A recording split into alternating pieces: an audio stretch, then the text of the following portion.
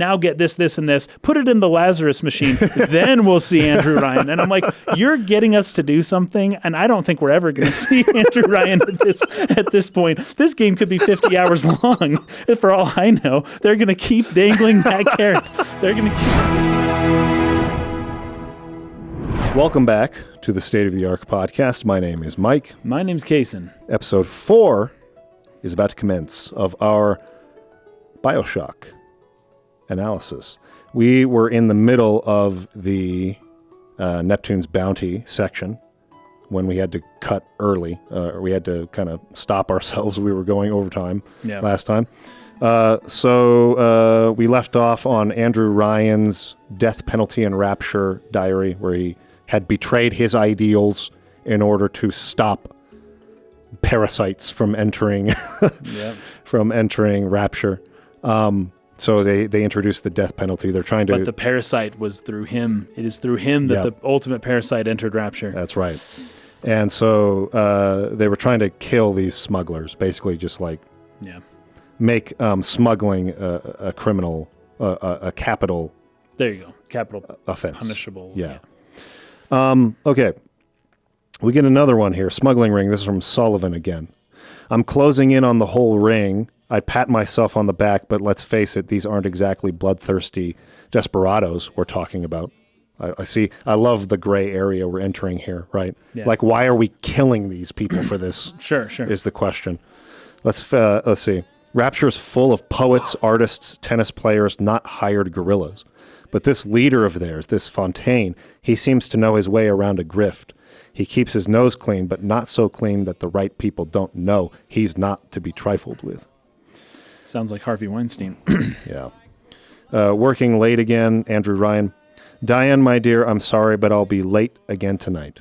Rosenberg is demanding to speak about this Fontaine business. I'm trying to build a proper financial market, and this idiot keeps going on about atom this and genetic modification that.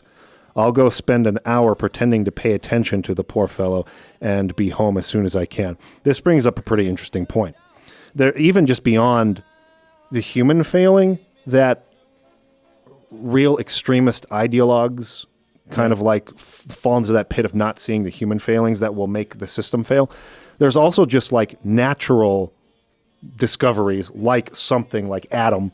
Yeah. Now, obviously this is like a foreseen. Extremely fictional element, but it's an archetype really for the point that there are going to be other elements, outside forces, outside of even just human nature that you can't predict or account for. And that what I love, when it gets introduced into your society is going to change it in a way that you just could not have possibly foreseen. And that is guaranteed to happen. Yeah. And I love that Andrew Ryan, he's just like, he just hates, he hates Adam. Yeah. Like he thinks it's the dumbest thing ever. Yes. Adam this, Adam that. And it's like, dude, what if in the 90s, it was, who would it have been at the time? What if, Bill Clinton was like, Al Gore keeps going on about internet this and internet that, and I just don't know. It's getting ridiculous. Like, whatever. Like, okay, dude. Now, that's a joke on how Al Gore said he created the internet, which he didn't. Yeah. But that idea is like, you can imagine somebody from like 1990 being like, internet schminternet, the future isn't gold, or, just like something like that, and being like, dude, you have no idea what's coming. It is going to change. It is going to change everything, right? Yes. And this is it. This is Andrew Ryan's moment where he's like, Adam Schmadam, who cares about that crap? And it's like, he doesn't see what's coming, and it's going to change and he just has no idea. He thinks that he thinks he's above it all and that he can manage everything. Yeah. And it's like, this is beyond management. I actually think that is a really astute analogy. Is the internet, especially the way it was viewed. The way that it changed freaking everything. Late, through the 80s and 90s, right? Yeah. And as a byproduct of the internet, social media, and the way that social media has affected like the way we communicate, and sort of like the broader social discourse. Yeah. It's like there's no way anybody at that time period could have foreseen such a force that has proven to be I mean, obviously, I'm not trying to say like I don't know if it's a net positive or negative yet. I don't either, actually. I can't say. There is so much good that has come from this technology. At the very least, right? you can say that, yeah. But there is so much bad happening too as a direct result of it. Yes. And in so many areas, it's impossible to even summarize. But like how can you prepare for something like that? Right. And your ideology that you hold today does not account for this future technology that's coming that we don't know about yet. And it's like you're trying to use your 19th century tactics to deal with a 21st century problem. It's like you're not well equipped. No. And Andrew Ryan is just a full display. He's just showing how under-equipped he is. I actually love that so much as Adam being a metaphor for freaking social media or something, and the effect it will have on a society, particularly one that is ideologically extreme. Sure. Oh, actually true. Yeah. Like, and how it can make, there's the idea of greatness, but there's also the real possibility of just pulling you down. Yeah. Yeah.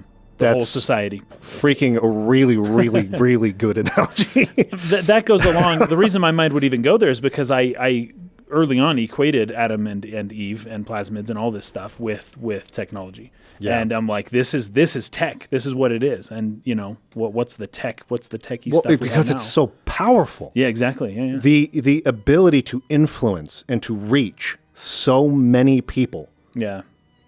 Like, in a way that has never, ever been possible before. And is that good? Is it good that I can influence someone in Germany and that someone in South Africa can influence me? Like, is that a good thing? And especially, it's like, yes, in some ways that's when a very there's good no thing. paragons and there's bad ways, people out there who can lie, straight up lie. And then it becomes a really bad thing. It's really bad. Because like, there's all sorts of arguments. So like, what do we do about that? And this is the whole freaking argument about, is social media the metaphorical public square, and does free speech apply? Or is there some level of I don't know what word I want to use. I want to be very careful which word I'm trying to use. I'm not trying to say censorship. I'm trying to say regulation. Regulation. Thank you. Is there some form of regulation that is necessary? That is appropriate. This is a really hard question to answer. It is, because who's the regulator? Yes. Not who you want to be. You can't. Probably. You can't just let that power go unregulated. It's crazy. I know. I'm with you. I'm with you. Can't. You also can't, and I mean this physically, technically, you can't regulate it. Yes. The internet is the Wild West. It cannot be regulated. It's been around, okay, maybe at some point someone will prove me wrong. As they slowly centralize it, they can do it. But the internet, you can always just go buy a domain and start your own website and do whatever you want. Nothing will stop you. The internet is still the Wild West as far as I'm concerned. Yes. But that's the idea of the freedom of speech. That's an 18th century law. Sure. That when you try to apply it in the 21st century, all of a sudden it's a gray area. And it's like, and I would uphold the value of freedom of speech, but I get exactly the point you're making. And it's like, there is something society destroying about this possibility that could not have been foreseen. Yes. Yeah. Because, and this even goes for something like, say, the Second Amendment or something like that, right? Sure. I'm not trying to get super political. I'm trying to be very much like, anyway, I hope people are understanding. I'm not making political statements here. Right. What I'm trying to say is that there's a large unforeseen element that the founding fathers and the people who signed that document, I'm pretty sure they didn't have nukes in mind when they wrote that. I'm pretty sure they didn't imagine that such a weapon was possible. I don't think they did. So I really don't. You know what I mean? And of course, almost no one would agree that everyone should be armed with nukes. And everyone has a right to have their own. Then where do we draw that line? At what point is a weapon too That's the good powerful? Question. But here's the crazy part. Who makes the nukes? Because the government doesn't make the nukes. Right. So it's like Lockheed or Boeing or whatever the big company, whatever. I don't even know what company makes nuclear warheads. But it's a private company. Is my point. Yeah. It's not the government. The government doesn't make it. I don't think. Does the government make probably it? Contracted or at least partly contracted. Who makes America's nukes? Who does? Who makes it? Corporations. companies are Boeing, Honeywell, Lockheed Martin, and Northrop Grumman. Okay, yeah. So the companies that I said. contracted private companies. So it's like, okay, the government does allow private ownership of nuclear weapons if you're one of these companies. Yeah. Right. So anyways, we're in a super gray area right now, but the point is you can't foresee your what's ideals, going to happen. no matter what they were, whether you are writing the Constitution in the 1700s or whether you're Andrew Ryan or whatever your ideology is, your ideology cannot foresee the Adam. future. Cannot foresee that Adam internet. is going to come. Yes. That the internet is going to come. That artificial intelligence. nuclear weapons are going to bombs. exist. Yeah. It cannot foresee that element. Yep. And that's what Adam is representing in the story here, right? And so, Andrew Ryan is trying to dismiss the thing because it's frustrating his ideals. And he's I'm trying to build a proper financial market. Here's my ideal. And this idiot keeps going on about Adam this and genetic modification that. This was not part of the plan. Right. I'll go spend an hour pretending to pay attention to the poor fellow and be home as soon as I can. Yeah. That's brilliant. That's brilliant. Adam is a brilliant metaphor in the story for this reason. It's crazy, and I didn't even realize it till just now. Okay, let's skip ahead a little bit here. Okay, I like this one too. I'm going to read it. Bill McDonough, or whatever you say his name. McDonough. Mr. Ryan, I believe in Rapture, but that doesn't mean we always win. Fontaine Futuristics is the biggest thing going in Rapture. So let me be plain. When we arrest that toe rag Fontaine for his thieving and smuggling, we must make it clear that we won't touch his business interests. We sit on the council because these poor sods trust us, not because God gave us a chair. Love that one. So he's saying, Mr. Ryan, we have to be accountable. Yes. To these people, right? Like, yes. Yeah. It's I just love the layers of how this came about and how it fell apart. It's really well thought through. I love it. Let's skip ahead.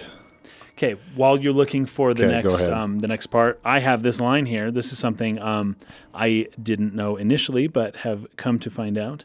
The line, "Welcome to the Circus of Value," was performed by Ken Levine himself. Oh, that is nice. Ken's voice. Nice, that's funny. It's not the voice I expected to hear. I figured he'd be, this hardcore, but he's got a silly side to him. I like it. I think it's fun. It's another interesting one here from the same character, Bill McDonough. I can't say that name. Rapture's changing, but Ryan can't see the wolves in the woods. This Fontaine fellow, he's a crook and a proper tea leaf, but he's got the atom, and that makes him the governor. He's sinking. That's what you said earlier. Yep. He's sinking the profits back into bigger and better plasmids, building them Fontaine poorhouses, more like Fontaine recruiting centers. Before we know it, Bloke's going to have an army of splicers, and we're going to have ourselves a whole heap of miseries. This is just hitting more on that point you're talking about. He's got the atom. He's the real ruler of this place. He runs the town, yeah. It's the one with the resources, the one with the riches, the one with the money is the one who runs the show. And that's basically in every government. It doesn't even matter what government type you have. Yeah. It's an oligarchy to some extent. And there's nothing you can do about it. Yeah. It's like a law of the world. Right. Okay. That pretty much brings us to the end of the good stuff from this place. Okay. I think. I mean, at the end of it, they let you in, but then they try to kill you. No, of course. Which Atlas kind of warned us the whole time. He was like, "Yeah, right. They're not gonna be nice to you." So they make as soon as you get in, watch your back. They make you give up your weapons. Yes, and then you're just left with your little wrench and your powers, and you have to fight them that way. Which is So enough. Really good section though. This was kind of where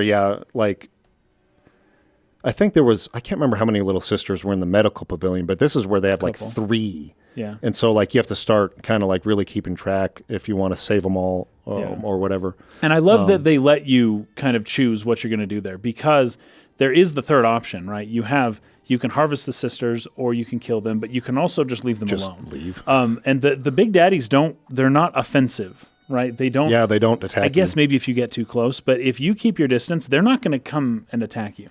So you can work around them, and you can fight them whenever you choose. It's not like the game forces it upon you, except for maybe early on. But. Yeah.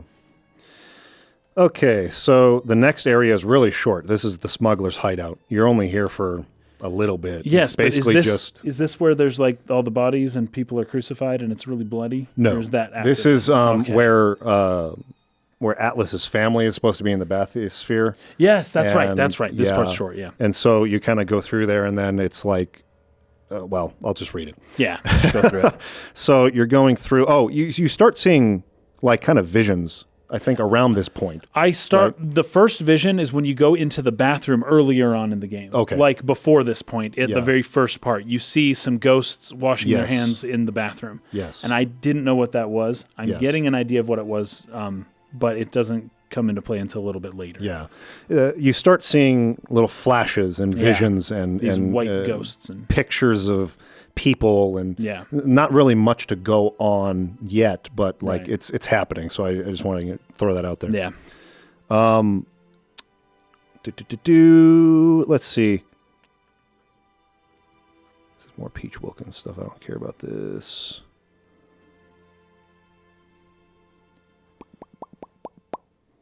Oh, okay.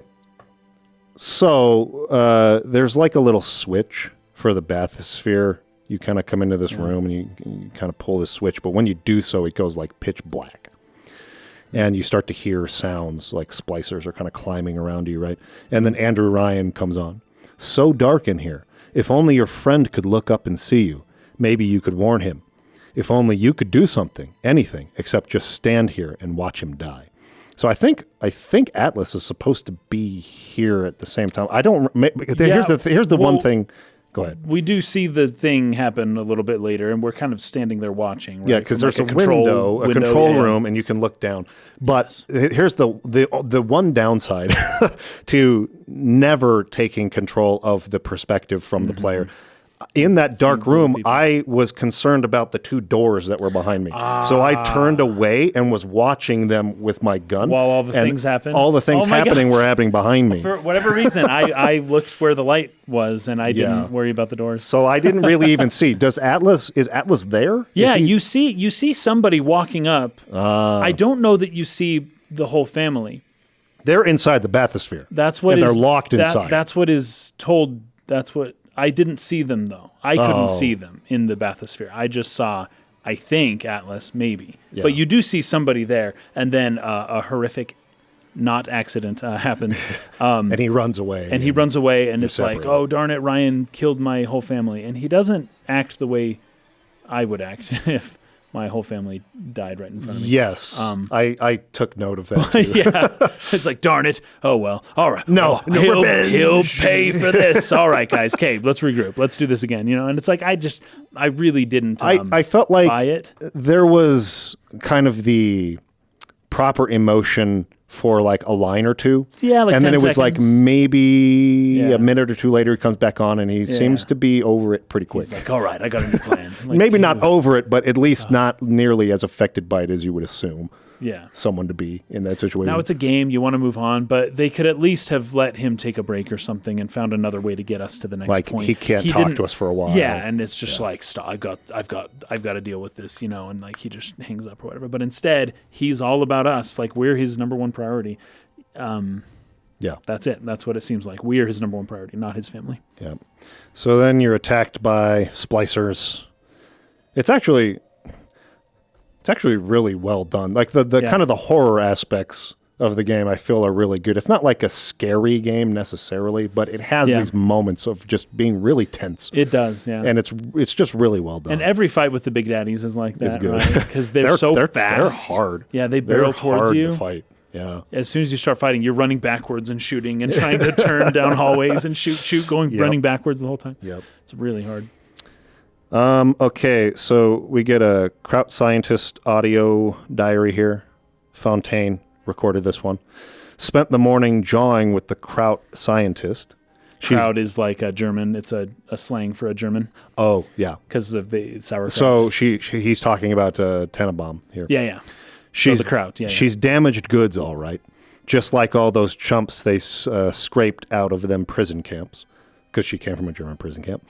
But she's no crackpot. She's going to make me the kind of scratch that'll have Ryan look like he's running a paper route. She just needs some supplies to get the ball rolling and a friend to watch her back. So he's using her to make himself a lot of money so he can take down Andrew Ryan. Right. This is how people see it, too. So it's like if you think of Andrew Ryan as being like a lion who is like at the top of the heap. Yeah. Right. And it's like, so a lion just invited a bunch of other lions to come be in his den. Like, what are those lions thinking? They're looking at the top lion and they're saying, I'm going to take you down. Yep. Right. This is the way the world works. It's a natural world, man. Yes. And when you invite producers, not looters, not consumers, only producers, you invite them to your city, then it's like you've got a bunch of people who want to be the alpha, a bunch of people who believe in themselves and who know that they can reach the top. And who's the top? Who do they have to take on? You. Yep. It's like he didn't foresee that. He didn't foresee that. Red personality types in a society. A society of all reds. And it's like, what are they going to do? Be okay with like being, like just the regular? No, they're all going to try to vie for the top spot. All of them. It's going to turn into, what it turns into. Yeah. Okay. Let's go down here a little bit. Andrew Ryan comes back on when the sub sinks and there's an explosion and Alice is saying, the sub, no. And Andrew Ryan says, you ooze in like an assassin and then try to sneak out like a thief. You're like a thief in the night. Yep. You're no CIA spook. Who are you? Why have you come here? There's two ways to deal with the mystery, uncover it or eliminate it. So he's starting to realize he wasn't exactly who we thought we were. We seem to be a lone actor. You might not be from a government agency. Sure. What's going on here? This is mysterious. Do I figure out who you are, or do I just kill you? Yes, there you go. What should I do here? Yeah. Right? So I like that line. It was pretty good. Okay, and then basically from there, this leads straight into Arcadia. So it's a pretty short section for the smuggler's hideout there. However, Arcadia, I think, is a little bit beyond where I'm at. There's a place where you come to. I don't know exactly where this is, but there are tortured people everywhere. And there are people who are basically crucified and hung Isn't up. that the entrance to Arcadia? Is that Arcadia is like the woods, like the garden place, right? Yes, but I thought it was and less garden. as soon as you walk in, I think the first thing you see is a person like pinned or you're right. to a then wall. This is it. This is it. Yeah, so as soon as you come in, there's a dude who's basically, it looks like he's crucified. His hands are out, and he's up. He's super bloody. And right below his feet is a Bible. And it's crazy. And you walk around and there's a lot of these kinds of people, right? So there's tons of like, not just killed, but like tortured people. Yes. Like all over this place. Yeah. It presents kind of a mystery of exactly what happened here. Yeah.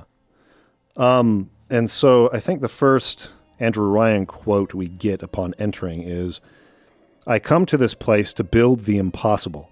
You come to rob what you could never build. This is going back to the parasite Looters, motif. Right? Parasites, yeah. A Hun gaping at the gates of Rome. Yep. Great line. Yep. Even the air you breathe is sponged from my account. Well, breathe deep, so later you might remember the taste.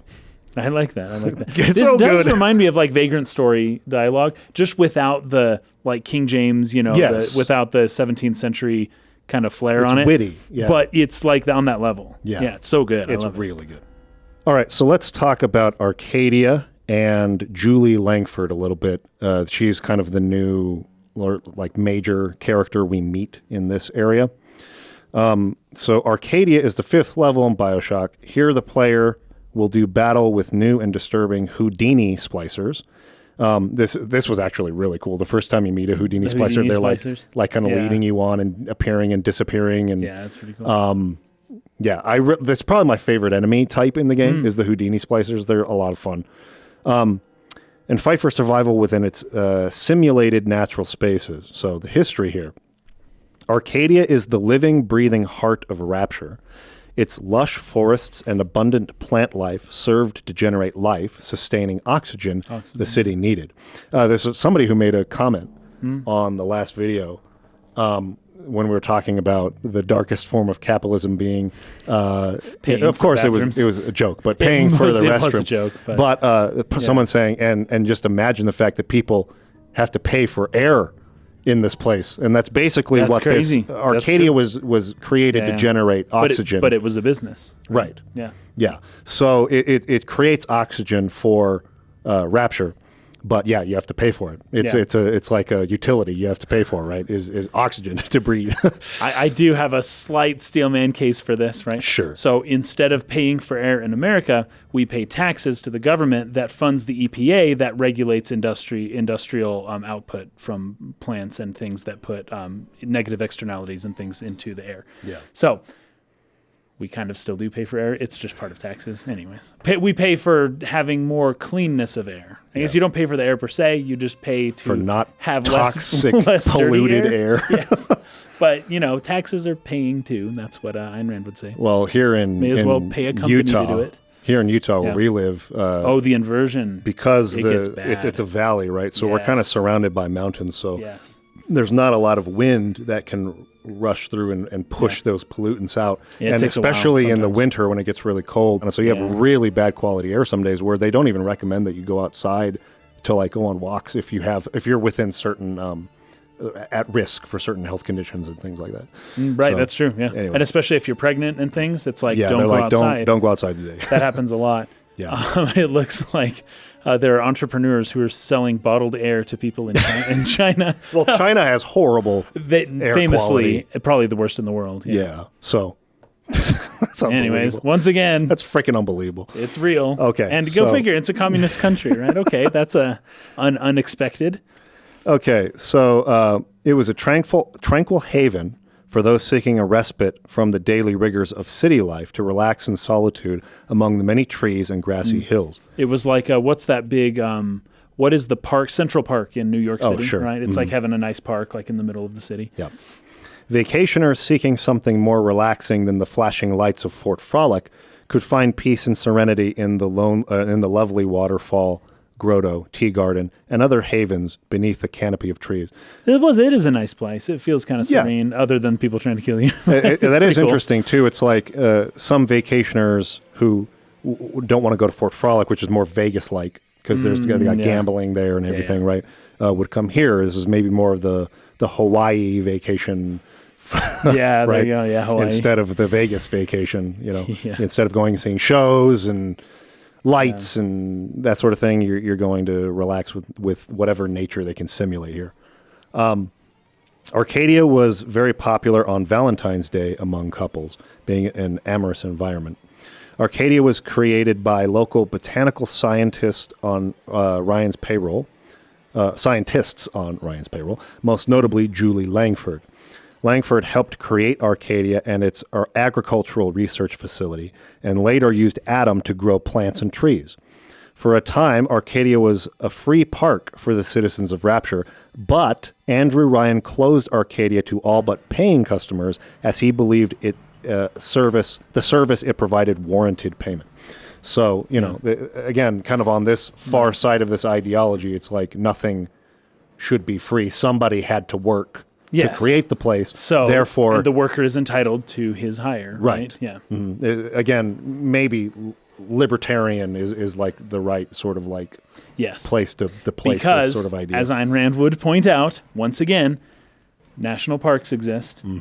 Our taxes go to fund it. We pay taxes, therefore we are paying for national parks. Right. Whether we use them or not is the thing. And so Yeah. Ayn Rand would say, well, in this method, you're paying when you use it. You don't have to pay when you don't use it. Right. But you're paying one way or the other. Right.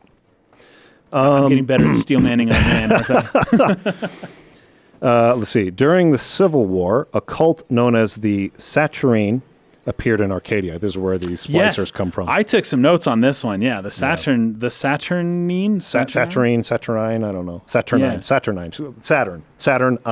Saturnine, yes. And it's a word. I've never heard this word in my life. I had to look it up. So Saturnine, as a word, has a meaning. It means cold and steady in mood, slow to act or change, or of a gloomy disposition. Yeah. So being Saturnine, I guess, if someone ever calls you Saturnine, he's a very Saturnine person, now isn't he? It means that you're cold or you're slow or gloomy, maybe a little bit darker, a little bit of that nature, right? there's a line here later on from, I believe, a Julie melancholy Langford. type Melancholy, sure, that sounds about right. The Saturnine dress in leaves. They drink human blood and chant, "Harness the flame, harness the mist." I think this is really good. I spent too much time thinking about that sentence because I'm like, oh my gosh, there's a religious cult in Rapture. Like, this is crazy. What are they about? What's their whole thing, right? So it's Saturnine, right? So the sentence gives me a lot to think about. Saturn is Cronus in Greek mythology, and it's the god who killed or castrated his father, who was Uranus, and also devoured his own children, right? Mm-hmm. But then you look at it, harness the flame, harness the mist, right? There's a yin and yang between fire, flame, and then mist, which is water and air or clouds, or, you got a dark light kind of thing going on there.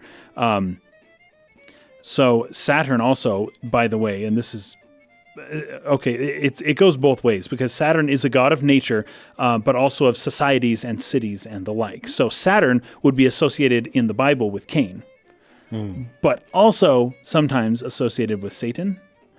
And then sometimes Saturn is the god Yahweh himself. So Saturn was the seventh planet. It was the seventh heaven, as Dante would put it. It was the seventh, messenger, the seventh step. It was the seventh day. It represented the seventh day. Yeah. And so it could be seen as the god Yahweh. Also, Saturn would be comparable to Set, or like Satan, basically. But also is Cain, and that comes through Cain being kind of over nature. He tilled the earth, but he also built the first cities and things like that. So anyways, I don't know which one they're going to go with in terms of Saturn or the Saturnine. But Saturn could represent all of those all at once. Oh, wow. And this is really good.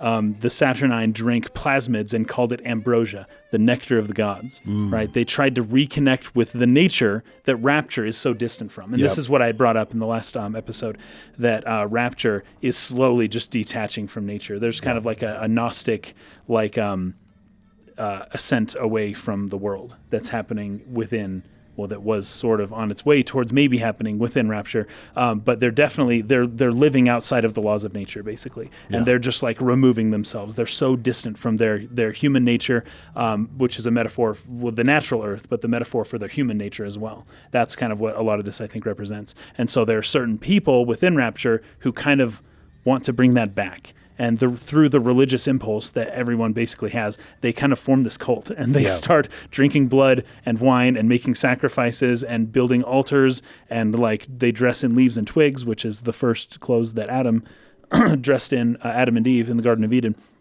And they take some of the archetypes of religion, but there's something weird about the way that the Saturnine people are doing it. There's something very unusual about it. But that's religion stuff in general, I think. Yeah. But I think it's really cool. It turned out not to be as interesting as I wanted it to be. Yeah. Basically, it's like they're kind of crazy. Yeah. And it didn't seem that their religion was all that deep. It was really just a return to the primitive man, basically. But I could see that happening in a place like Rapture, where people are just they've just had enough with freaking technology and all. I want to go be Amish now. I want to go return, but they can't. All they have is Arcadia. They can't leave Rapture. They aren't allowed to, right? Nobody can leave. And so they just try to bring out their natural humanity within Rapture, and it has to be done in Arcadia, I guess. But yeah, there's something really interesting about this that I really liked. That's crazy. It says here, during the Civil War, a cult known as the Saturnine appeared in Arcadia. The cult members worshipped nature and indulged in splicing and drinking Adam as part of their rituals. Oh, right. Then they would drink Adam and call it ambrosia, yeah. Yeah. Ryan vowed to put a stop to the Saturnine, whom he saw as an organized religion, as their activities endangered citizens and disrupted the work of Arcadia's scientists. The park experienced a number of lockdowns. Part of the banner here is no God. Right, no gods. No kings. And that's like a rule. Yeah. It's not just a philosophy, it's a rule. No gods. Stop it. Yep. The park experienced a number of lockdowns as the violence in the city became worse and was eventually closed to the public altogether. However, Langford continued to return to her lab in the park to continue work on the Lazarus vector. So let's take a look at Julie Langford. And of course, any guess as to And what the Lazarus vector means? is, yeah, So in the New Testament, there's someone named Lazarus who is raised from the dead Right. by Jesus Christ. So Lazarus means bringing people back to life. It's a resurrection research that they're doing. right. Now, well, we'll get to some Let's of get my to notes on that a little bit later. Julie Langford here. Okay. Professor Julie Langford, PhD, is the scientist responsible for creating and maintaining Arcadia, a garden and arboretum. Arboretum? Is that how you pronounce that? Oh, I don't. I know the word because it's arbor, which is trees. arbor, tree, but yeah. arboretum, I think. A garden and arboretum that supplied oxygen to Rapture and the owner of Langford Research Laboratories. Unlike most residents of Rapture, she does not seem to be spliced or have an affliction from atom abuse and seems relatively normal despite her dangerous environment. Well, it's a dangerous environment, but it's also the most natural environment. She's clearly someone who holds nature in high regard. She does not want to separate herself from nature. She wants to live in nature. So she rejected Adam. Yeah, she The right call. certainly did not abuse it, and so At the very least, she didn't abuse it. Sure. She's still sane at this point, unlike most other people we meet here. All right, so the history of her. Before her descent to the underwater city, Langford was a renowned botanist and professor at the University of California, Berkeley, where she had worked since the 1920s. Her research attracted both praise for its groundbreaking findings and controversy for her radical theories. For a time, she worked for the United States government, offering assistance with various defoliation projects during the Second World War, including use against the Japanese on Iwo Jima. Sorry, they don't say that I. When it's an I, it's an E. I would be AI in Japanese. Right. I just pronounced it. That's true. In It a is stupid way. Iwo Jima. Iwo Jima.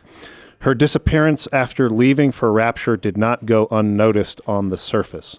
A newspaper article from January 7th, 1949 commented that she was still missing by that date, despite an intensive investigation. Although truly loving the plants and her work on the gardens of Arcadia, she eventually was forced into making it a commodity, available only to paying visitors. Andrew Ryan decided to charge citizens not only for taking a stroll in Arcadia, but also to sell the vital oxygen created by the Arboretum. She accepted such decisions, as in a later audio diary, she states that she would have complained, but then remembered who signed her paychecks. As the use of plasmids caused society in Rapture to deteriorate, Langford kept to her work, using the scientific advances of Adam in her projects. One such project was the Lazarus vector, a concoction that would be able to bring trees back from the dead. During this time, Langford had trouble with the Saturnine, a group of splicers who stole many of her materials for use in their nature-worshipping cult. Frequent lockdowns also slowed down her progress. During the Rapture Civil War, when Ryan closed Arcadia for good, Langford continued to make trips to her office there as she was close to a breakthrough in her project. And this is what she asks us to help her with when we find her. Is she needs a few things. Yeah, right? Some distilled water, and what was the other one? Is Rosa. It's a rose. Like a rose. Yeah. But there was also something else. There's some kind of... Anyways, there's some other kind of liquid thing you need to get. Yeah. Whatever you had to get from the bees. She has the Latin name for it, but I can't remember. She needed that in order to complete this, breakthrough. So let's talk a little bit about the Lazarus vector, and then we'll get into the dialogue here. Now, they didn't tell us much about the Lazarus vector. No. Well, I have a lot of notes on that for the next area. Okay. The Lazarus vector is a chemical solution envisioned by Julie Langford, which by design would bring dead plants back to life. Mm-hmm. So that's, basically what it is. So, with all that said, let's see if we can find our first good diary entry here. So for me, looking at what is happening all around Rapture, I'm having a hard time believing that these were all the producers that were brought to Rapture and not looters. I have trouble believing that these are the productive people that are living here in Rapture. It certainly does not seem that way. And Atlas, actually, as we're here, he brings up that he brought his family here looking for a better place, right? But then that calls into question, if the reason he came here was so that he could find a better place, that means he wasn't a producer, right? The idea for Galt's Gulch was that the highly productive people would go there. But Atlas sounds like he just thought it would be a nice place to live. Yeah. Which means that makes him a consumer. That makes him somebody who wants to take advantage of somebody else's work. He didn't come here to help build it. He came here to benefit from it. Yeah. Without contributing. In fact, I think a lot of the people in Rapture seem to have come here to benefit from it and not to produce or to give anything back to it. There were a lot more parasites in his group of followers than Andrew Ryan realized. Than he realized, including his own freaking self. Yeah. Yep. He's a bit of a parasite, I think. So, Bridget Tenenbaum here. This is mass-producing Adam. The augmentation procedure is a success. The slugs alone could not provide enough Adam for serious work. But combined with the host, now we have something. The slug is embedded in the lining of the host's stomach, and after the host feeds, we induce regurgitation. And then we have 20, 30 times yield of usable Adam. The problem now is the shortage of hosts. Fontaine says, patience, Tenenbaum. Soon, the first home for Little Sisters will be open, and that problem will be solved. So this is how they began producing Little Sisters, and their purpose, right? The slugs alone didn't give people enough Adam to do the research they wanted to do. Right. So they embedded them into hosts, and then the host combination that together could produce more. So that's where the Little Sisters came from. All right. This one comes from Julie Langford. Arcadia closed. Today, Arcadia was closed off to all but paying customers. The man hires me to build a forest at the bottom of the ocean and then turns a walk in the woods into a luxury. Ryan asked, should a farmer not be able to sell his food? Is a potter not entitled to a profit from his pots? I started to argue with the man, and then I remembered who signed my checks. That's great. Yep. I love that. Only thing worse than a hypocrite is an unemployed one. That's good, man. That's good. Yeah. I once again, can't though, emphasize enough how well written these are. It's very good. But once again, you do have to pay taxes to upkeep the national parks and just parks in general that you then can enjoy going for a walk in. Right. You're still paying for it. It's just the government that you're paying. Right. Says let's see here. We also learned Atlas' wife's name because I think he starts to divulge a little bit. We know nothing. He said something about her being a pain in the neck in the last area. I can't remember exactly I actually don't remember that. what it said, but yeah. Her name is Moira. Yes. Moira. That means fate in Greek. Right? Oh, okay. So, anyways, maybe. Well, the whole fate versus will motif we've talked about in episode 2, I think. Right. Yeah. Is embodied a little bit there. This is a denial of the possibility of fate, whereas Atlas is something of an embodiment. Seems to be embodying in some way. It. Yeah, and he is married to fate as a manner. Didn't he say, I'm not one to question providence? Yes, I'm not one to question providence, yeah. In fact, my wife's name means fate in Greek. He could have said that. But something tells me you came here for a reason. Yeah, there you go. Oh my gosh, that's funny. They should have rewritten the script. Okay, we got a line here from Ryan. On the surface, I once bought a forest. The parasites claimed that the land belonged to God and demanded that I establish a public park there. Good. Why? So the rubble could stand slack-jawed under the canopy and pretend that it was a paradise earned? When Congress moved to nationalize my forest, I burnt it to the ground. God did not plant the seeds of this Arcadia. I did. Once again, he definitely read Atlas Shrugged. Because in Atlas Shrugged, there are business people who flee to Galt's Gulch who sabotage their own business because the government was nationalizing everything. So the government was nationalizing the railroads, nationalizing a mine, nationalizing like a kind of steel and like a lot of the technology that was being created by these producers. The government was just taking it and saying, "Okay, this belongs to the people. This belongs to the people." And so at some point, the producers, some of the people who ended up going on strike later on, started to sabotage their own businesses just so that the government would not be able to take advantage of those resources. Right.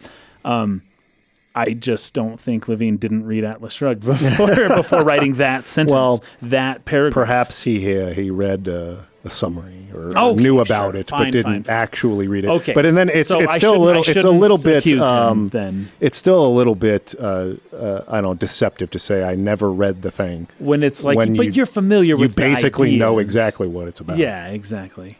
I don't know Levine. I can't say. I don't know. I'm just saying there could be another explanation. I love that they gave us that sentence though, because of Yeah. what happens a little bit later on. Yeah. I also have an important note here Okay. pertaining to Atlas. 'Kay. Whatever Atlas is doing in this game, he is not shrugging. He is not at all shrugging. He is very proactive. He is making things happen. He is leading us to a place. He is not. He's not shirking what he sees to be his duty. Yeah. It seems, and that would be the idea of Atlas shrugging, was that he shirks his duty and he stops. Yeah. Anyways, so this Atlas is the opposite of the Atlas from Atlas Shrugged. Yep. We got a note from Mix here. Seems yeah. like even in a utopia that emphasizes no gods, no masters, the one paying your paycheck is your god or master.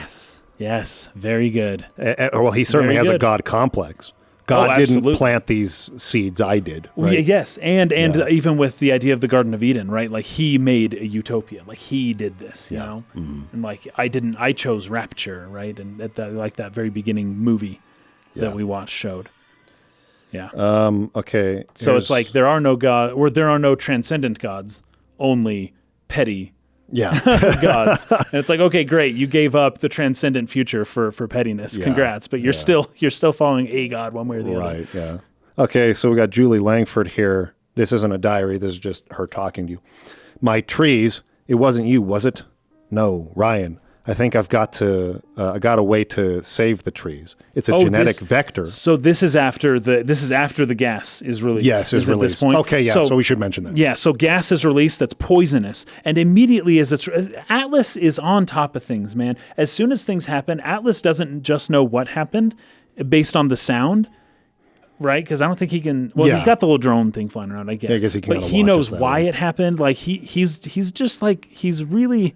It doesn't take much for him to be like he's got a whole book of explanations for. Oh, no, I can't believe it. Andrew Ryan's poisoning his own plants. This is, and it's like, do you know this or what? I don't know. He's jumping to conclusions very quickly. He's right all the time, which is a little bit suspicious. But yeah, this poison comes down, and right away. Atlas is like, oh my gosh, get something, try to, like the air is going to slowly disappear. He's poisoned all of his plants. I can't believe he would do this. This is crazy, right? Mm-hmm. Because it was mentioned earlier, Arcadia is the heart, the beating heart of Rapture. And Andrew Ryan, who loves Rapture, it's his own child, it's his creation, right?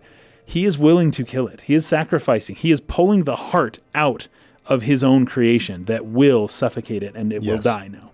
And he's willing to do that, just like when he owned a forest, he was willing to burn the whole thing to ground just because people were taking advantage of him. Yeah. And he was like, no, just to spite people, he will destroy everything that he owns. Yeah. That's crazy. And not only do we get the story, now we get to see it play out in real life. And I think it's really good. I think it's really cool. So we're able to find something to help us, like a mask of sorts, I guess.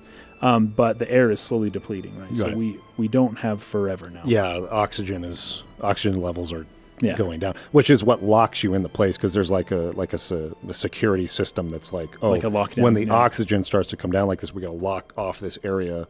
Yeah. So you're kind of trapped in there. You can't move on to Fort Frolic after this until you've taken care of this situation. So she's complaining about my trees because the oxygen, it wasn't you, was it? And then, okay. I think I've got a way to save the trees. It's a genetic vector that, look, who I'm talking to. Could you find a sample of Rosa Galaga for me? Look in the grotto. I've got to keep working while there's time. So you decide to help her with this situation that Andrew Ryan has set up. This one, the Saturnine, is a diary by Julie Langford. They dress up in leaves and call themselves the Saturnine. Please, they drink human blood and chant, harness the flame, harness the mist. Love it. And believe they are touched by the ancient gods. Ha! an aging bunch of frat boys tilting back goblets of plasmids and calling it ambrosia. Crazy. It's the best they got. It's the best they can find down here. Exactly. Right. The market is patient. This is one from Andrew Ryan. Ah, yes. Yeah. There's been tremendous pressure to regulate this plasmid business. Again, this would be as far extreme free market capitalism as you could find. No regulation whatsoever would be his ideology, right? Yes. There have been side effects: blindness, insanity, death. To using these, using this atom, using these plasmids. But what use is our ideology if it is not tested? The market does not respond like an infant shrieking at the first sign of displeasure. The market is patient, and we must be too. So it sounds like he's talking about a god, doesn't it? The market, right? The ideology. So he's serving the ideology as his primary god, and the market is like the sub-god of the main god that is like his, his driving force, right? The ideology. That's what drives him. And then the market, it does what it does, and we got to be patient. The market knows what it's doing. He's talking about it as though it's like a god that we are, below. This is kind of my favorite point. And when we talked about this game having a sort of life-changing type of level storytelling, right? Yeah. It's this exact reason, at least an effect on how I think about the world. Oh, yeah. It's the rejection of God that happened here in his ideology was that faith was simply replaced by the market, by the ideology. The ideology became the religion. Yep. And I have actually seen this with some of my friends. So I don't want to get too into the weeds on my history and my religious beliefs and faith and whatever. We grew up Mormon, so we live in Utah. We didn't at the time, but anyways. So I'm no longer practicing, but I served a mission, and there are certain people I know, I guess, is the way I want to put this delicately, who seemed to have left what they saw as a radical or extreme ideology and just replaced it with another one. Yeah. They rejected the religion, but then they just replaced it with a new one ideology that is just a kind of the opposite ideology. I don't want to say opposite, but it's far away, whatever they felt seemed to have been wrong with this one. In the full rejection of it, kind of just accepted a new religion, but they don't see it that way. No, and I feel like that's basically what this is. Yeah, yeah. Ryan is worshiping the market. Yeah, oh yeah. As a force that does what it does. Read this line again. Hold on. Can you tilt your computer towards me? Sure. I'm going to read this line again. It's up here. But I am going to make a couple edits to his speech, right? But what use is our religion if it is not tested?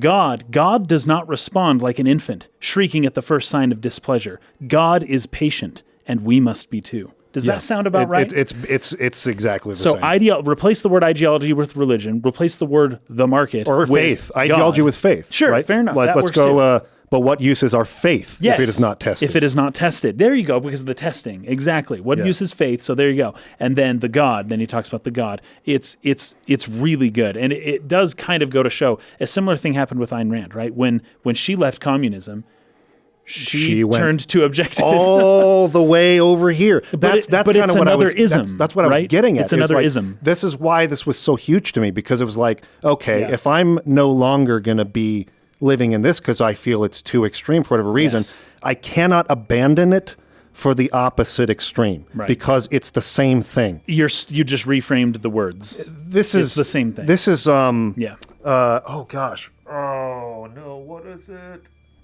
It's the philosophy that is sort of you should know this. The philosophy that is considered by them to have birthed all religion.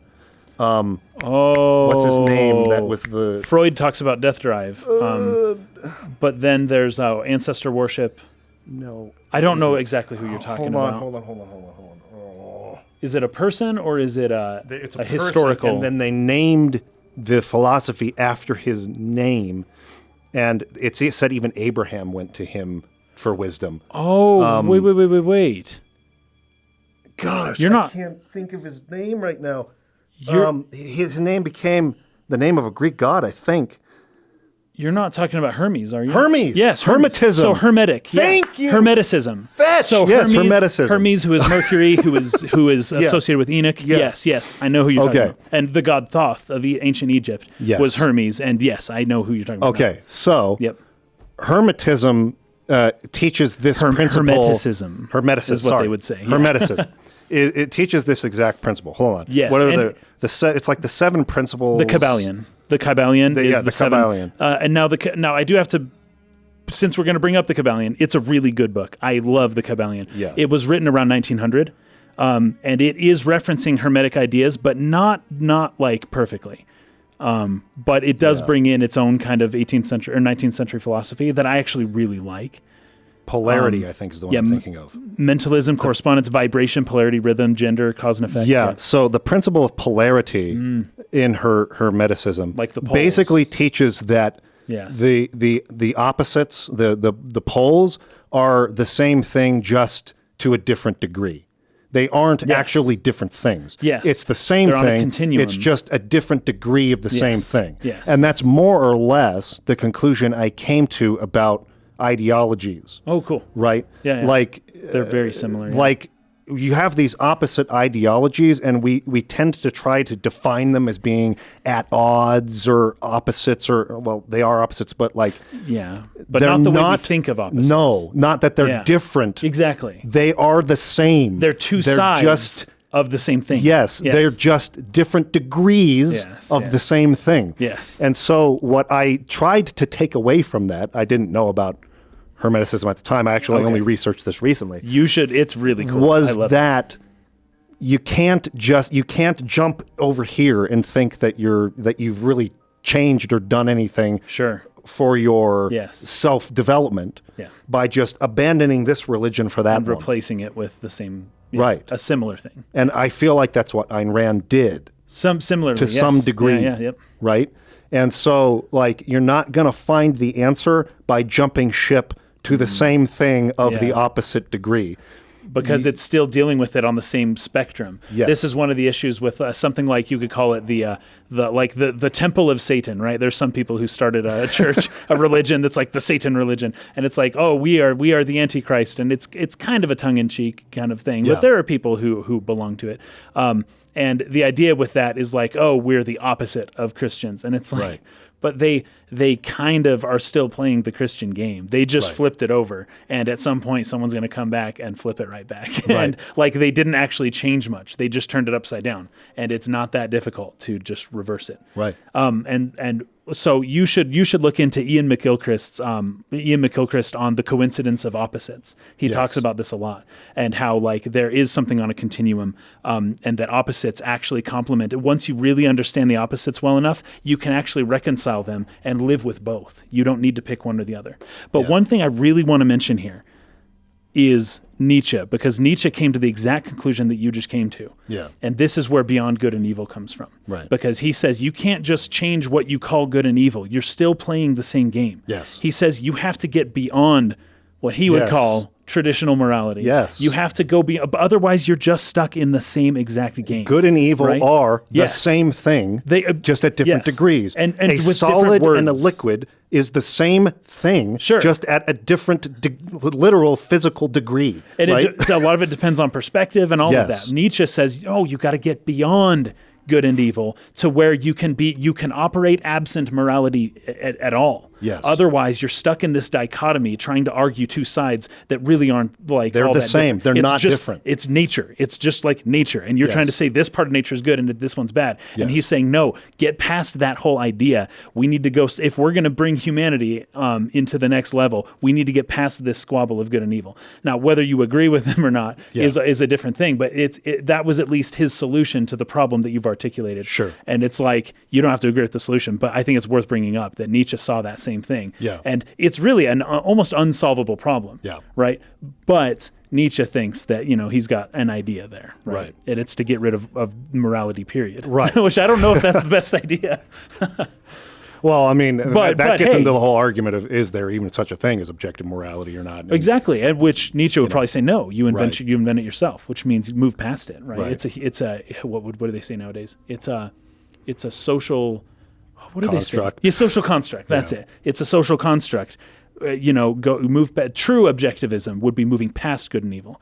And I don't know. I actually think Ayn Rand does kind of, in some way, she kind of is dealing with that issue. Sure. Which is why leaving the poor behind, you and I would say, oh, that's evil. Yeah. Right? But she would be like, no, I'm on a different level. I'm beyond good and evil. Y'all are arguing good and evil. I'm moving past that because we're trying to make something great. Sure. Take a seat. Sure, yeah. Okay.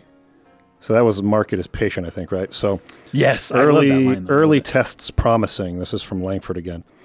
Yes, I know about the lockdown. It's absurd. Just give me a minute. The early Lazarus tests are very promising. If the Rosa Gallica bloom, then by God, I'll know we're in business. A man in the background says, hurry, the lockdown. Langford says, Oh, all right, I'm leaving. But somebody has to find a way to come back and check on these samples. They're very important. So just more progress being made on the vector. Okay. Offer a better product from Andrew Ryan. Oh, this one got me. This one got me. Gregory, don't come whining to me about market forces. And don't expect me to punish citizens for showing a little initiative. If you don't like what Fontaine is doing, well, I suggest you find a way to offer a better product. How often do you hear this? Now, this was before, I'm guessing, before he ended up at war with Fontaine. I suppose So his first response to Was to whatever defend- Fontaine was doing was yeah, to to defend defend, it yeah. and make a better product. Right. That wasn't the right answer, he decided a little bit later. I suppose so. What ends up happening is it ends up being a war. It ends Yeah. up being, his product versus this one. You end up building on the technology. You end Yeah. up creating an opposite technology, which is really kind of the same thing again. And then it ends up kind of spiraling out of control. But it's so funny where it's like this general advice, I would say this is decent advice 90% of the time. Mm-hmm. In a capitalist system, it's like if you don't like the product, then make a better one, right? That's fine. I would hear that on Twitter a lot. If you don't like Twitter, then build your own Twitter. If you don't like the way things are run, build your own thing to be run, right? If you don't like the way cars are made, make them yourself. And that's There are what some Elon Musk things did, you right? can't do. You can't build. Sometimes. You can't. I guess that lacks imagination a little bit. Like, Well, you could. Theoretically, somebody could. But that, I don't know. That would be, I'd say 90% of the time that is right. It's just not 100% of the time. Not 100% And of for the Andrew Ryan to take something that destroys society and just to say that, well, if you don't like it, build something better. It's like, dude, we don't have time for this. Everyone's going to die soon, Yeah. It's funny. But I'd say 90% of the time, it's like instead of going towards government regulation, it would be better to allow people to try to compete in a market and build something better. Generally good advice, not in this situation. And this is when you take good advice and you just push it too far until the point where it's like, okay, but hold on, it just sounds silly. Sure. Like seeing what Rapture has become and Yeah. hearing that paragraph of, well, if you don't like it, build your own. Like, dude, we are so far beyond this. Yeah. Like he is clueless as to the future, as to what's Well, coming. yeah, And it I just think- sounds funny. particularly an anomaly like Atom. How often does such a thing get introduced into the market? Oh, not too often, I don't think. So, like, you could say, yeah, if you Every don't like couple decades. Atom, build something that's better than Atom. But it's like, but Atom was this complete freak Decades. accident, That's true. Yeah, like that's true. anomaly that got introduced. Those don't come around every day. You Right. can't just go find another Atom out there. Yeah. And if something's destroying society, like, I don't know, like, what do you build a better product? Sure, I guess somebody should build a social media platform that's less addictive than Facebook. Okay, no one uses it. Yeah. People get addicted, and it's to our the lesser nature of humans is to gravitate towards addictive behavior. And that's just how humans are. And it's like you can only counter that by giving people more addictive stuff. Like the only thing that takes down Facebook is Twitter or Sure. TikTok, right? And then it's like, Yeah. oh wait, the problem's worse now. Yeah, right. So at some point, it's like you actually do need somebody to actually kind of do something about it at some point. Would be my personal idea. Sure. But other than that, that's decent advice. Okay, here's another one. Heroes and Criminals from Diane McClintock. This is the woman who had been disfigured by the Dr. Steinman, right? I like that we keep hearing about these people later. They keep bringing them up. I couldn't believe how much things had changed since I left Dr. Steinman's office. It's like I don't even recognize Rapture no more. I hear they've been rounding up people in Polo Square. I asked Ryan how he could do such things to innocents. He said, innocents? If they haven't chosen to defend Rapture, they've chosen to side with Atlas and his bandits. So there are no innocents. There are heroes and there are criminals. I could say a lot here, but I actually think I shouldn't, because this is actually pretty heavy in modern discourse. I think the idea that if you're not with me, you're against me. Yes. Or silence is violence. It's so prevalent right now. Oh, it's big, and it's so frustrating. I don't like it. I sort of sometimes can kind of see where people are maybe coming from occasionally, but for the most part, it's just like, stop trying to get me to join your cause. Like, please with stop. Any extreme ideology, there is a point to be made that can't be countered. It's a good point. Yeah. But yeah, I mean, it's like, you have to. At some point, people feel compelled that they have to do this or that in order to fit in socially, and I'm not all for that. Not on board either.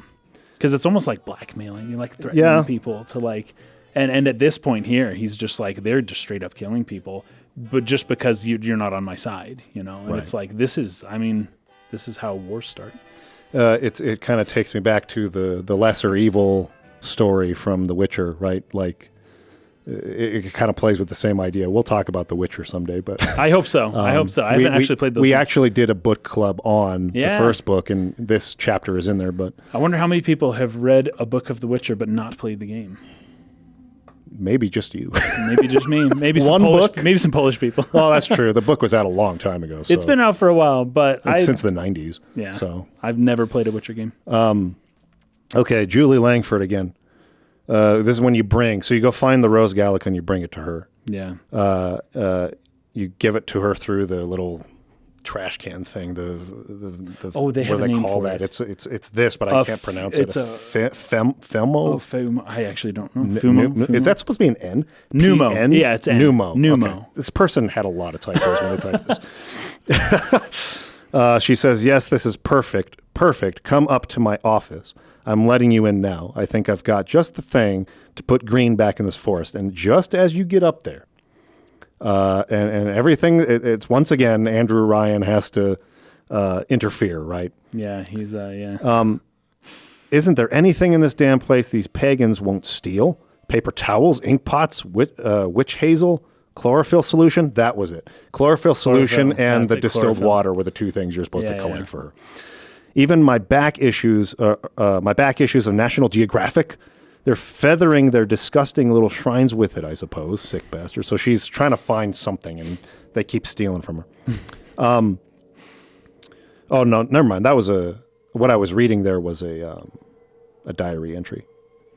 This is also a diary entry from her. Who says you can't teach an old hound new tricks? This batty plant woman spends 4 years coming up with ways to defoliate trees in the Pacific to scare out the Japs, and now here I am down in the bottom of the Atlantic trying to figure out how to do the same thing in reverse. Atom. It's bathtub gin times the atom bomb times Eve with the serpent. Let's go see what it can do. Bathtub gin times the atom bomb times Eve with the serpent. That's crazy. That's what atom is. Do that math. Figure that out. Okay. So I actually, at this point, I want to get through a few of my notes real quick because I've lagged a little bit in some things. I like this though. I'm just kind of bringing up stuff as it comes to mind, but I've missed a ton of stuff. Okay. Really quick, at the time where Atlas, his family dies in the bathysphere, this is a part where I wrote down that this also feels like a Disneyland ride because you're just helplessly just sitting there looking down as like stuff happens and explosions happen. It kind of, once again, feels like a Disneyland ride. You're watching the drama unfold, but you feel a bit detached from it in that sense. It's not like you're in it necessarily.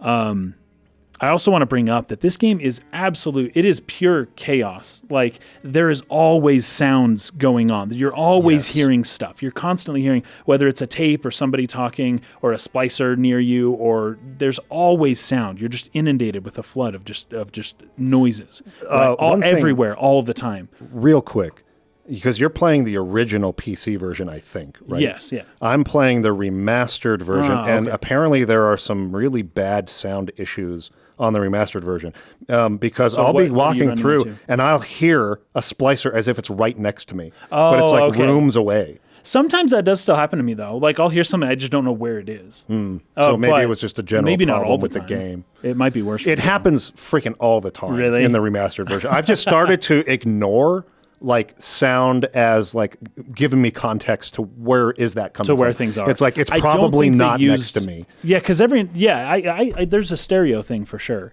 but I can't always figure out where things are either. Okay. But there's just always noise happening, and the colors, the use of colors and lighting and shadows.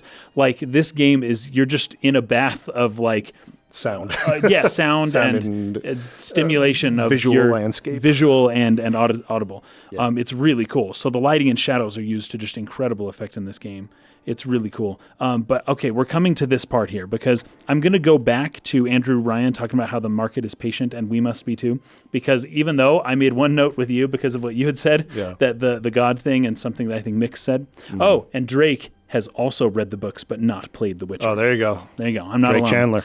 He's on your team. So, but my note when I actually played this part was this is about how we can't just give up because the side effects are horrible, right? Because the end goal is so promising and so good that just because the current side effects are bad, we shouldn't give up. Yeah. This is a line of reasoning I actually hear from communists. Not so much the Ayn Rand types, although I know a lot more communists than Ayn Rand people. But I think it's just probably idealists in general. But people who dream of a utopia always have to come to a defense of how exactly to get there, because usually it doesn't happen without tremendous death. And I think that could be the point that Levine is making here. But you know, that was my initial thought, was as soon as I'm hearing it, where it's like, oh, you've got to, you know, how are you going to get to this utopia without cracking a few eggs? How do you make an omelet? Yeah, and right. I'm like, that's usually what I hear of people defending like the Soviet Union or China or things or Cambodia. I don't know who defends Cambodia though. That was messed up. But generally speaking, that's what I hear along those lines. But I think it's just applying to idealists in general. Like, you just can't do it without putting half your population in prison. That's the only way to do it. Like with the principle of polarity. The opposites, yeah. They're not different. Like, they're the same thing. They're seeking the same thing. They're seeking this utopia. They're seeking this perfect society. And they justify, it's consequentialism. They justify whatever means it takes to get there. Because getting there, the ideal is the most important thing. It is the God. It is the religion, the ideal. Yeah, it's heaven. It's heaven. So they're trying to ascend to heaven. So just as religious fanatics throughout history would kill in the name of God, because God, these people need to accept our God ideal, or whatever. That ideal justifies the killing. Yeah. It's the same thing. These two ideologies, although they seem opposites, are really after the same thing. They're kind of, they are the same thing at a different degree. They will justify the same atrocities for the ideal. That's really at the core of what it is. And it's just two different degrees of the same thing. So, it's not so much a comment on communism or on objectivism or unregulated capitalism or whatever. It's a comment on the nature of extremes. Yes. Extreme ideologies, and how extreme ideologies tend to sort of pollute people's sense of morality, or at least give them justification to do things that are really, really terrible, because the ideal's more important than the individuals you hurt to have to get there. That's the problem. And this goes back to a religious principle that Mircea Eliade talked about a lot, but that worlds are new worlds are founded on sacrifice. They always are. Yeah. And even the idea of something like a communist utopia, it would have to be founded upon an initial sacrifice, which is all the people that didn't want to do it, Yeah. who you had to throw in prison so that you could have what you have. Yeah. That's the sacrifice. That's the sacrifice that would become the foundation of the next world, right? But anytime you want to change things, it's never without sacrifice, and it's usually people dying, and that's how all It's new almost worlds are founded. cyclical the way that it happens. And yeah, it seems almost every great civilization, it's sort of born that way, but then like Yeah. it ends up, anyways, happening again. Always. It always happens because the world is founded again over and over. Like the world was founded again after the Civil War. Yeah. There was millions of Americans died in the Civil War to found the new nation. America's a very different country at post-Civil War than pre. Yeah. It's a whole new world that we founded after that. And then same thing with World War II. It's like, okay, how many Japanese and German people died so that we could found this new world, this new liberal, homogenous order that with America leading things, and that's kind of how the world's been for a while. It's kind of fallen apart now. There's going to become, but then there will have to be a new sacrifice offered for the new world that is to be built in the future. That's just how things work. I don't know. That's kind of pessimistic. All right, let's keep going. Okay, so the Lazarus Project, bringing people back to life, right? Now, they bring this up about bringing plants back to life, but I know the story of Lazarus. This thing is not just going to be used for bringing plants back to life. Sure. This thing is going to be used for bringing people back to life. But the question is, which people? Who is going to be brought back to life? And we're getting all these ingredients to put into this Lazarus machine so that we don't know what's going to happen, right? No one's telling us what's going to happen, right? Yeah. Atlas isn't telling us. Julie Langford isn't telling us. Nobody's telling us. But we are resurrecting somebody is all that I can. I don't know who. I don't know how this works, but at some point, that's just how it's going to go. Right. There's also posters. This is really cool. Once again, he read the book, man. He read it. So there's posters that say, "Who is Atlas?" all around. And it's really fun because the very first line of Atlas Shrugged that says, "Who is John Galt?" But it's repeated throughout the book. People will commonly say, "Who is John Galt?" It's kind of like a way of, like somebody asks you a difficult question, or somebody you just don't know, or you're trying to say it's out of my hands. You're like, who is John Galt anyways? Like that's a way of it becomes a saying that people just kind of have learned to say that people repeat, but its meaning has kind of shifted over time. So "Who is Atlas" is a poster in Arcadia, and it's so perfect because it fits the "Who is John Galt," but it puts Atlas in John Galt's spot from Atlas Shrugged. So John Galt makes Galt's Gulch, and for a little bit, Dagny Taggart is in Galt's Gulch, but she leaves, and things kind of happen throughout the book of Atlas Shrugged. But in the very end, you really don't get to see the full utopia in Atlas Shrugged. You don't get to see it. You get to see the process of how it can kind of make things happen in its own way, but you don't get to see the final transcendent product, right? And that's, I think, where Ken Levine is like, well, I'll show you the final transcendent product. It's freaking this, right? Which is great because then the utopia that John Galt dreams of becomes Rapture. And then Rapture needs a John Galt figure to rescue Rapture and to bring Rapture out of the chaos that it's currently in. And that is Atlas. So Atlas, as much as Atlas represents the seemingly, I think, opposite of John Galt in Atlas Shrugged, because John Galt is an objectivist, in this game, Atlas is playing the character of John Galt in the role of overturning the existing situation to bring it back to a peaceful solution. Right. I think.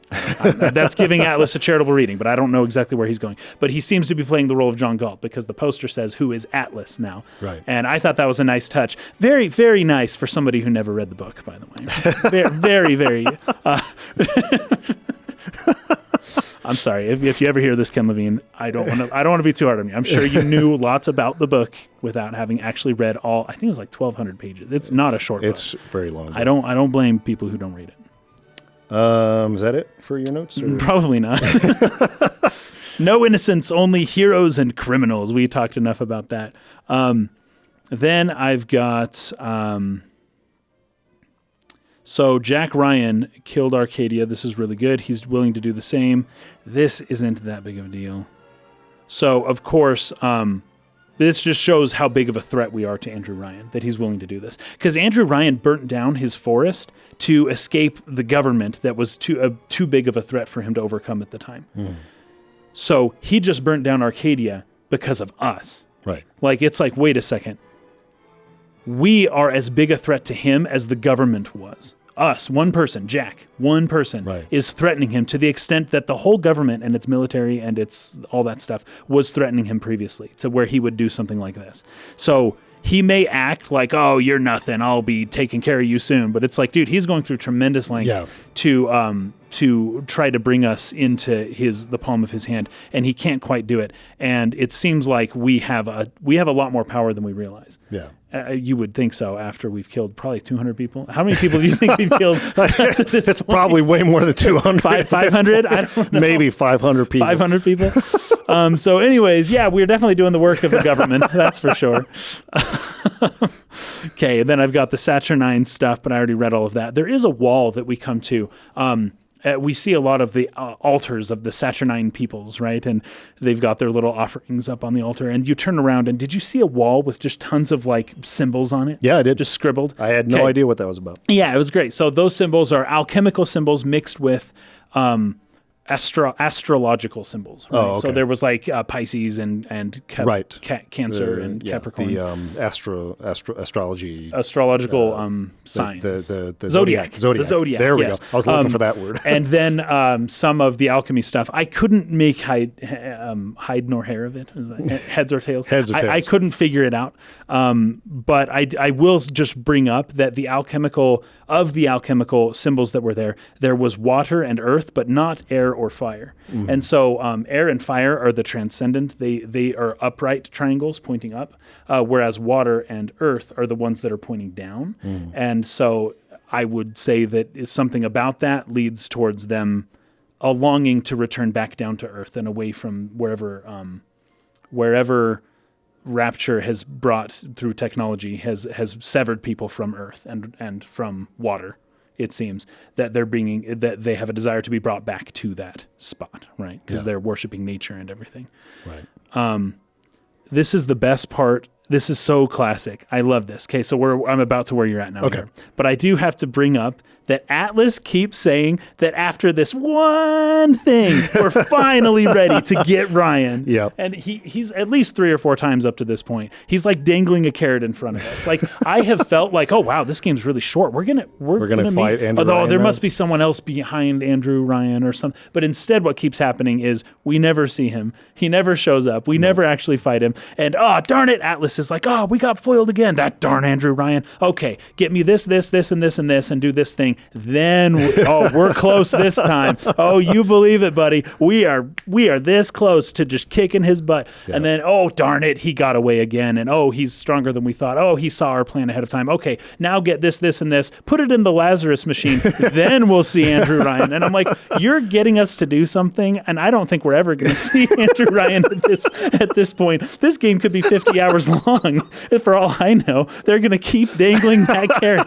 They're going to keep leading us forward, step by step, until it's like, dude, come on, man. At some point, we need to face this Andrew Ryan fellow. And he keeps convinced. But this works to the addictive nature of like crafting a video game that people can't stop playing. Yes. Is the feeling that you're almost there. Yes. And they give you that 100%. Like within the first 2 hours, you feel like you're about to beat the game. I'm about to get to the next level. Here we go. I'm about to discover that next landmark. Yes. I'm really close to Andrew this objective. Ryan, You're almost about to accomplish something. You can't stop because if I just do this one last thing. You can't stop playing. Yeah. You just keep playing. You keep playing. And then it's like, but mom, I'm almost to Andrew Ryan. Can I play for 15 more minutes? And then you can imagine. Okay. Now imagine your mom coming back an hour. Perfect example. Imagine your mother. She comes back an hour later. You still haven't beat Andrew Ryan yet? But I'm almost there, I promise. The game says it's right there. It's so true because that's fetching a conversation I've had with my mom. I don't know how many times, dude. Me too. And then it's like, but I really, and then your mom thinks you're lying just to get more time. But it's like, no, exactly. I really, Atlas really told me that Andrew Ryan was in the next room. He told me that. He just lied. Or Andrew got away. Oh, it's so good. That's hilarious. Oh, so true too. So true. I don't know how many times I had fights with my mom about, well, but I'm almost done. I know. No, enough. Stop. I can't save it here. I got to get to a save point. Yeah, it's not for another 10 rooms. They just didn't get it. Okay. Classic. Anything else before Julie gets killed here? Okay. Nope. I'm almost So there. we get up to her office. Jack hears the voice of Andrew Ryan from the speakers. Julie, we made a business deal, you and I, did we not? Money changed hands. Let me read you from the agreement, Section 3, subsection 4. Yes, but who enforces the agreement, Andrew Ryan? Oh, a government or some force. Okay, great. It's like a contract means nothing without some type of enforcement, right? Yep. And he's a hypocrite, for sure. He is an absolute hypocrite. 100% That's my hypocrite. point. That's what I'm trying to say. She says, Mr. Ryan, and he says, Ryan Corp maintains exclusive rights to the creation, I use, and the exploitation of the Lazarus vector. Ownership is civilization, Julie. Without it, we're back in the swamp. Right. Private ownership, private property. So the room fills with poisonous gas. Langford is writhing in agony. Oh, and we kind of, once again, I think we're behind a wall, right? Or we're behind a window or something. And we kind of... Yeah, you're seeing it through a window. Yeah, just like a Disney ride, you know? Right. We're just like a haunted mansion. We're just sitting there passing by and we're just seeing this thing. It happen. Nothing we can do. Mr. Ryan, wait, please, no. And she's choking and dying. Yeah. And she writes a number on the glass with like her dying breath. Kind of backwards, yeah. So then it opens and you go inside. You can actually read the number. And Atlas, this is going to your point here. Every time we get a yard ahead, Ryan goes and moves the goal line down the other side of the field. Right. Of course he does. Yep. So somehow, once again, no Andrew Ryan. After the ingredients are assembled, Jack creates the Lazarus vector at a U-vent machine. Oh, that's right. We take it to a U-vent machine. We combine it with the other stuff. After placing the vector in Arcadia's central misting control, the vector is put through 3 stages of preparation for dispersal throughout the irrigation system. So we finish what she was going to do, which was putting it through the irrigation system. Now, a misting system, right? Okay. Yeah. What were these Saturnites? Saturnines? Yeah. What were these people after again? The flame and the mist. Yep. And we're talking about some mist that is part of a Lazarus project that will bring things back to life. As far as religious things go, resurrection is one of the things that a religion will be like, hey, this is a thing, and a religion will be founded upon something along the lines of something like the Lazarus Project. And the fact that the Lazarus Project uses some mists to do whatever it does makes me think that possibly this was the kind of thing that the Saturnines were after or were aware of, I guess. Right. And so they would worship the life-giving substance that is the mist. And then the flame being the recreation of, or I don't know, what would you say? Like the spark, the consciousness, the arousal of life, you know, is the flame. Yeah. And so while that system is like preparing, you basically fight just waves and waves and waves of splicers coming in and just trying to survive for a long time. A bunch of producers, those splicers. Splicers, very come productive. Through. Fight. So this is Arcadia and Oxygen from Julie Langford. Now, I'm a woman of science, but I'm also a woman who's not afraid of turning a buck or two. Ryan said if I could boost profits in Arcadia, part of the up would ride on my hip. I don't know if that's a typo, if that's a saying that I'm not aware of. The uppities the people. up would ride my hip. So I get to thinking, we're paying for oxygen when we got photosynthesizing trees. Hell, we can even sell the extra to the rest of the city and undercut the other guys. Ryan would like, so she basically came up with the idea of selling oxygen. This one's Maternal Instinct from Bridget Tenenbaum again. Oh, this one's good. This is my next note. Yeah. What makes something like me? I look at genes all day long, and never do I see the blueprint of sin. I could blame the Germans, but in truth, I did not find tormentors in the prison camp, but kindred spirits. These children I brutalized have awoken something inside that for most is beautiful and natural, but in me is an abomination, my maternal instinct. My maternal instinct. So this is really good. This speaks to the idea of beyond good and evil. Yeah. Because she's saying like, oh, I looked all throughout the DNA of all the things, and I didn't see sin or original sin, or I didn't see what you would consider something that would be a natural evil within, at least within the biology of people. Right. And so I would say that this lends towards her. She has a disposition that people are naturally good. That is her idea. Right. Mm-hmm. And then it's like, well, what about all of the concentration camp prison guards? Yeah. And she's saying, well, I wouldn't call that evil. They were just doing their job, and they were doing what they were doing. And I actually think they're kindred spirits. Right. So this is fascinating because I love this, just because, especially after what I'd written about how I feel like Ken Levine is kind of critiquing this way of thinking a little bit. This is his next victim, is her, the way she thinks. People are naturally good, and she even picks the worst example that we know of, which is something like Auschwitz, and is able to dodge it and be like, yes, I still think that people are not naturally evil. Right? There's nothing in the biology. I didn't find sin in the biology. But then she brings up what she considers an abomination in herself, which is her nature, her natural motherhood tendencies. So she's trying to be an objective scientist who doesn't have emotions and who is beyond good and evil and who doesn't have any of these primitive notions of, wait a second, what am I feeling for these children? Mm-hmm. Why, when a child sits on my lap, am I pushing it away in disgust? But no, it's not the child she's disgusted with. It's herself because she made the child that way, right? So it's like all of a sudden she thought she was beyond good and evil. She really did, and she just her nature had just grabbed her by the throat and pulled her back down to reality, where she can't pretend to be objective, living in the abstract. She's like, no, this is who you are. You feel feelings, and you have an idea of right or wrong built into you that you can't avoid. You can't get around it. Again, the ideal, when it meets reality, does not stand. Yes, once again.